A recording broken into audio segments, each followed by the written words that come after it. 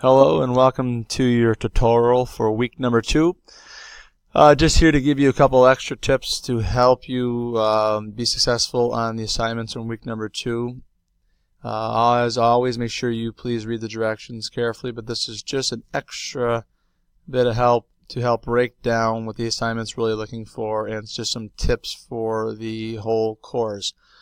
First off, there are quite a few assignments for this week. There's the resume, the initial cover letter, your theorist reflection 1, career development plan, career narrative, and the career development plan interpersonal skills. Okay, so I understand that there's a lot of work this week.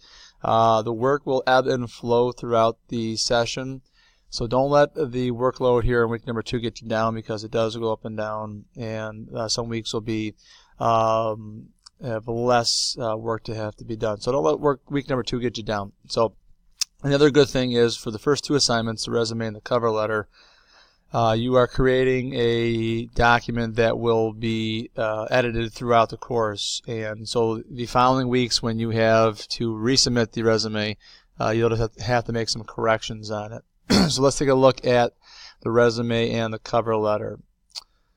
Alright, so for the resume, you're going to, in the discussion, go through the assignment that gives you a bunch of tips on the resume. Here are just a few other things just to clarify. So again, it gives you what to include. These are the base of your resume. These are the base of your resume.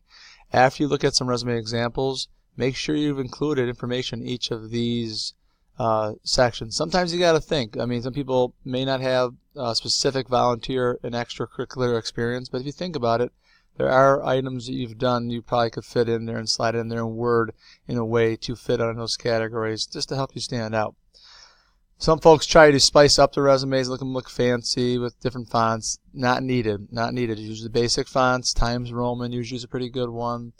And it just makes it look professional. This is not a creative art project. This is a professional document that possible future employers are going to look at. So you want to keep it professional. Okay. When writing all these sections, it's really important here, as it says, they have clear, short descriptions. It doesn't have to be full sentences. This is not a biography or an autobiography about yourself.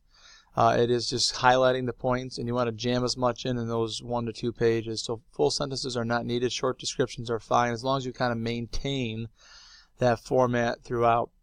Punctuation, be consistent. That means matching verb tenses. If it's a job that you no longer have, it should be in past tense, like it says here.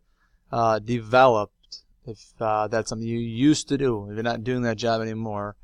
You manage. You're not managing if it's a former job. If it's a job you're continuing to do right now, you are managing a staff or whatever it is you're doing.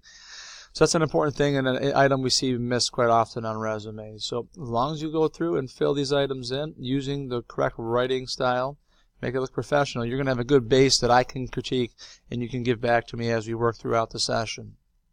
Of course, if you have any questions, please contact me ahead of time.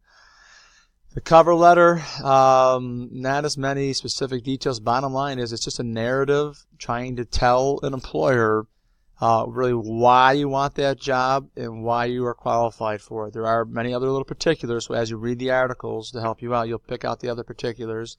But again, it should be professional. It does not have to be a fancy font and colorful. That's not needed. This is a professional document. It's just filling in the gaps really from things that are not on your resume.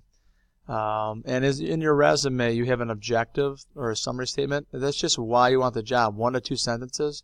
Here's where you really can elaborate on something like that. So your objective in your resume should not be super lengthy. You can add things you maybe want to put in the resume into that cover letter, just introducing yourself, why you want the job, and really why you're qualified for it.